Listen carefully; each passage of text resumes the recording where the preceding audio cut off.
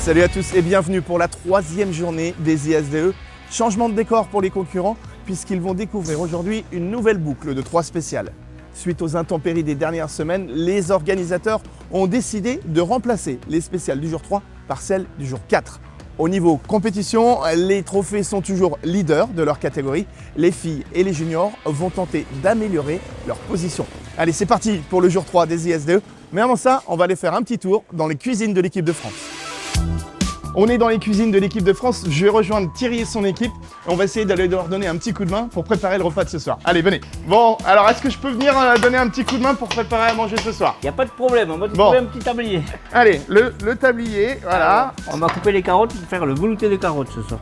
Pendant que je coupe les carottes, est-ce que tu peux m'expliquer un petit peu comment vous êtes organisé ici dans les cuisines de l'équipe de France? Parce que je crois que vous êtes parmi ceux qui travaillent le plus dans cette équipe. Disons, oui, on se lève très tôt le matin et on se couche très tard le soir. Nous sommes 4. Ouais. Voilà, Annick s'occupe de la salle.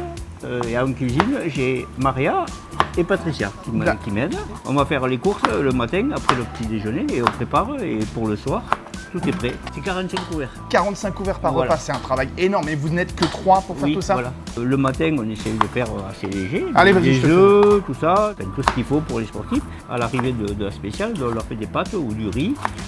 Petit coup de fringale à la fin de journée, quoi. Mais regarde, on est là, il y a les pâtes, donc tout va bien. Allez, on les met à cuire. Ok, les carottes, ça y est, c'est fait. Et dorénavant, on va passer à la ratatouille.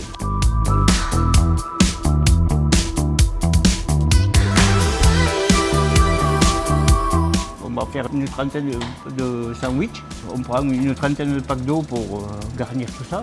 5 kg de pâtes quand on fait une bolognaise, c'est avec 6-7 kg de viande. Ce qui est important de préciser, c'est que vous êtes tous bénévoles dans cette cuisine. On est tous bénévoles. Et vous venez là pour le plaisir d'être avec l'équipe de France. Là, on a fait l'Argentine l'an dernier, on est revenu cette année pour faire l'Espagne. Et voilà.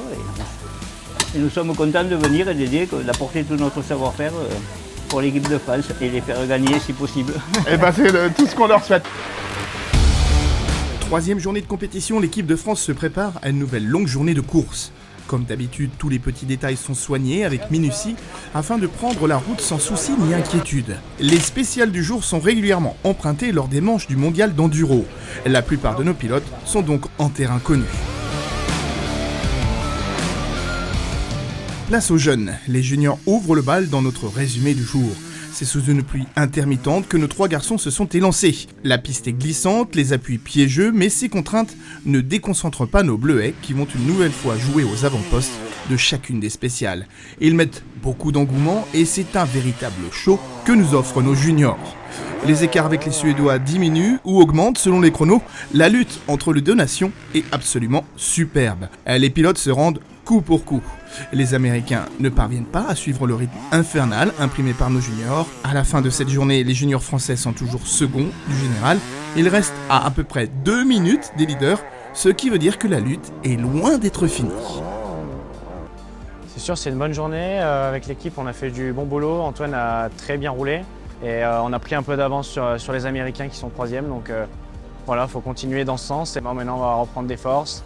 Je ne sais pas si on va peut-être un petit peu marcher, je pense. Et demain, c'est reparti pour la même journée.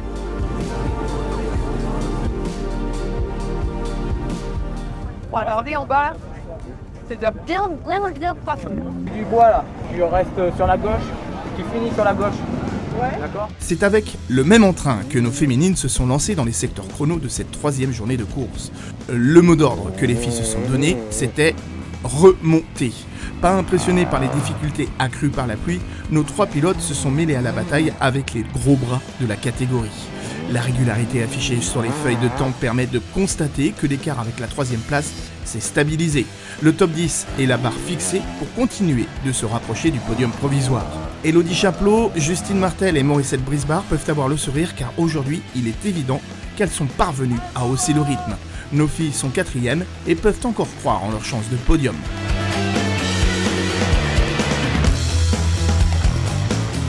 Leader de la catégorie trophée, nos 4 pilotes attaquent la journée avec la ferme volonté d'augmenter leur avance au classement général.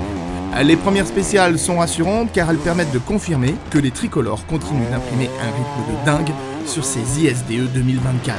L'expérience de nos pilotes est un véritable avantage sur un terrain qui se dégrade rapidement. Solidaire, l'équipe de France continue d'impressionner. Régulièrement et à tour de rôle, nos pilotes dominent les Britanniques et les Espagnols qui comptent des pilotes très rapides dans leur sélection. Résultat de la journée, la France est solide leader avec plus de 7 minutes d'avance sur l'Espagne et les États-Unis qui s'affrontent pour la deuxième place. Après 3 jours de course, la performance des Français est en tout point remarquable. Il faut continuer comme ça, mais la journée d'aujourd'hui elle a été longue, je crois, pour tout le monde. Les spéciales étaient vraiment super à rouler, mais les liaisons étaient vraiment cassantes. On a tous reconnu, c'est les liaisons du mondial qu'on avait eues chaque année. Donc elles sont bien retournées. Et voilà, mais écoute, ce qui est positif, c'est que l'équipe, on est encore en tête, on prend encore de l'avance. Moi pour ma part, je fais encore une bonne journée, je crois que je fais 5 scratchs, donc non, c'est top. Un petit peu de mécanique à faire demain matin pour les 10 minutes, là, 2-3 petits trucs à changer, mais c'est quand même top.